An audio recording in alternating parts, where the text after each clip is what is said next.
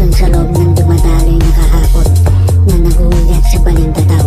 Mga deliberasyon sa dako ng mapaminsalang isipan, mga tentasyon na isang kinin sa loob ng basag na bisatira na nababalot ng kahapon.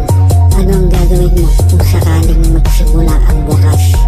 Tinataglay ko ay hindi sa pang-isip, kundi makapaninding balahibong liwanag mula sa bawat tunog ng mga lagislas ng dugo sa dako ng mga banal.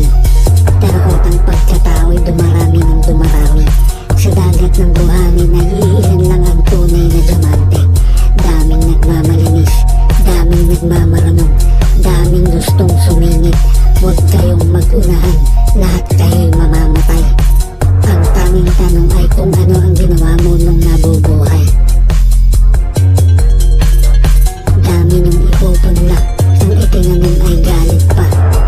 Inaakala ng mga nilalang na alam na nila ang lahat, pero mismong sarili nila ay hindi nila alam ang kabuuan.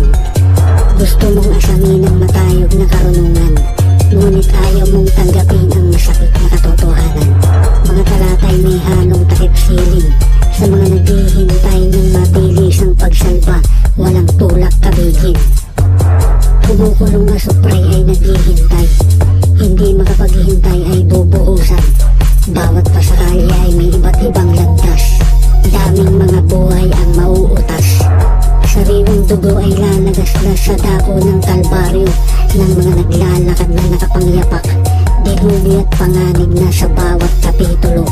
Sa daloy ng mga daluyong, sa mga nagsisipangatal na pangyayari, ay isang dominasyong nakakamangha, ang paghihiwalay ng mabuti sa masama.